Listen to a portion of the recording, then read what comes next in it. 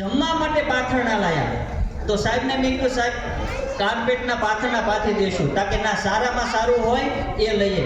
મને ખબર છે કે ગ્રાન્ટ જ્યારે આવતી હોય ને તો એ ગ્રાન્ટનો પૂરેપૂરો સદુપયોગ કરે છે અને છતાંય કોઈ ભાડું દેવાનું થાય બોટાદથી આ વસ્તુ લાવવા માટે તો પોતાના ઘરના પૈસા પણ એમને આ શાળાની અંદર વસ્તુ લાવવા માટે એ વાપરેલા છે. એટલે કહેવાય ને કે તમામ પ્રકારની એ સુવિધાઓ ઉપલબ્ધ કરી દીધી છે. ઘણા બધા પ્રશ્નો શાળાકીય હતા અને ઘણી બધી મુશ્કેલીઓ પણ કિરણ સાહેબ પાસે આવતી હતી તો એનું સોલ્યુશન કરવા માટે શાળાની અદ્યતન ટેકનોલોજીનો ઉપયોગ કર્યો. દરેક જગ્યાએ કેમેરાઓ ગોઠવી દીધા અને બાળકો સારામાં સારું શિક્ષણ મેળવે.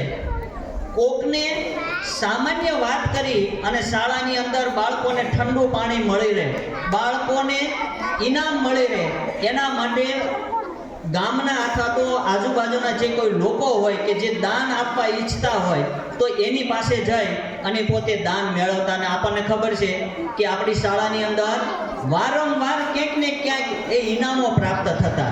અને ગયા વર્ષે તો આપણને ખબર છે કે બાળક એક વખત હનુમાન ચાલીસા જો તૈયાર કરે તો એને પ્રોત્સાહિત કરવામાં આવે. હવે આપણે તો 586 વિદ્યાર્થીઓ છો અને બધાય હનુમાન ચાલીસા પાકા કરી નાખે તો એક ફોટાની કિંમત કેટલી હશે વિચાર કરો, એનો આંકડો ક્યાં પહોંચે.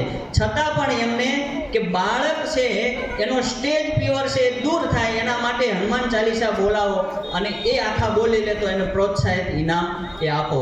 એ આ કિરણ સાહેબની મહેનતથી થયું છે. થોડા દિવસો પહેલા કહેતા હતા કે આપણી જે શાળામાં જે કાર્ય થાય છે ત્યાં મેં ધીમે ધીમે હવે એ ચાલુ કરી દીધેલું છે. અને ઘણી વખત ખરેખર એમના હૃદયની ભાવના પણ એ જોવા મળે છે.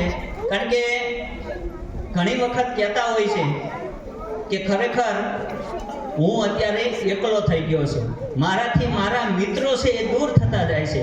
કારણ કે આ શાળા મૂકી અને જ્યારે બીજી શાળામાં ગયા છે ઘણા પ્રશ્નોના કારણે એ ગયા. કારણ કે માણસને શાંતિ જોઈએ છે.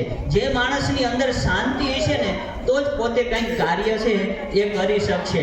એટલે કહેવાય ને કે લોકો દૂર થતા ગયા છે, મારે તો મારું કાર્ય કરવું છે. પણ આપણે પણ જાણીએ છીએ કે પરમ મિત્ર હોય આપણી નજીકના હોય એ જ આપણી સાથે રહી અને આપણી પ્રગતિ છે એ કરાવડાવતા હોય છે. અને એવા પરમ મિત્રો તમે પણ હતા બાળકો. જ્યારે કંઈક ને કંઈક કામ હોય તો તરત કિરણ સાહેબ પાસે વિના સંકોચે જતા રહેતા હતા. કંઈ પણ કામ હોય, કોઈ પ્રશ્ન હોય તો પણ બાળકો એ કિરણ સાહેબની ઓફિસમાં તરત જ પહોંચી જતા હતા અને તરત જ એનું સોલ્યુશન છે એ કાઢી નાખતા હોય છે. ઘણી વખત બાળકોની આર્થિક પરિસ્થિતિ પણ જોયેલી છે અને એવી જગ્યાએ પણ કિરણ સાહેબ છે એ મદદરૂપ થયેલા છે.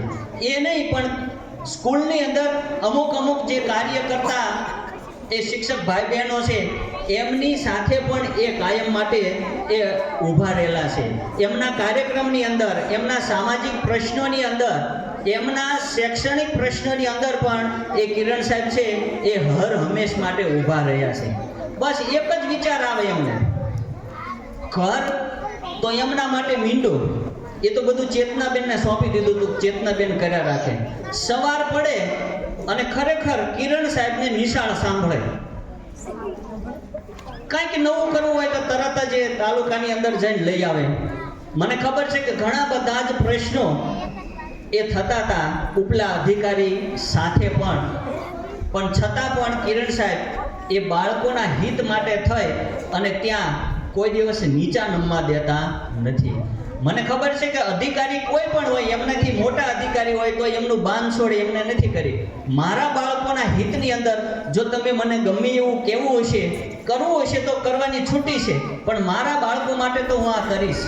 અને એમ શૈક્ષણિક પ્રવાસ દર વર્ષે કરતા હતા ને એવા સારામાં સારી સુવિધાઓ એ અને ઓછા પૈસાની અંદર આપણી શાળાની અંદર આ આયોજન સરસ મજાનું કરતા હતા.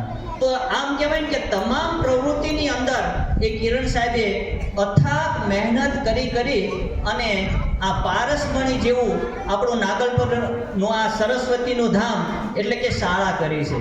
આજે છેલ્લે જતા એમને પીએમ શ્રી સ્કૂલ એટલે કે તમામ પ્રકારની સુવિધાઓ, તમામ પ્રકારના બાળકોને ફૂલ જેમ ગમે દરેકને એવી શાળા મારે કરવી છે એમ કરાવી અને આજે આપણી શાળાની અંદર તમામ કાર્યો એ કિરણ સાહેબે કરાયા છે. ખરેખર દિલથી આ શાળાની અંદરથી આ જે થાળી સરસ મજાની બનાવેલી હતી એ જો આઈનાએ એમને કાયમ માટે ખાધી હોત તો અમારા અને બાળકો માટે ખૂબ જ સરસ હતું, સારું હતું. પણ એ ગયા છે તો ખુશી ખુશી ત્યાં જઈ અને ખરેખર અહીંયા જેટલી પ્રગતિ કરી છે, એક મિત્ર ભાવે કહું છું કે અહીંયા જેટલી પ્રગતિ કરી છે શાળાની અંદર, જેટલો વિકાસ કર્યો છે એનાથી ડબલ વિકાસ છે એ તમે ત્યાં કરજો. અને અમારી પણ જરૂરિયાત ત્યાં ઊભી થાય તો તમે ગમે ત્યારે અમને બોલાવશો તો એ કાર્ય કરશું. બસ અસ્તુ બાલદેવો ભવ.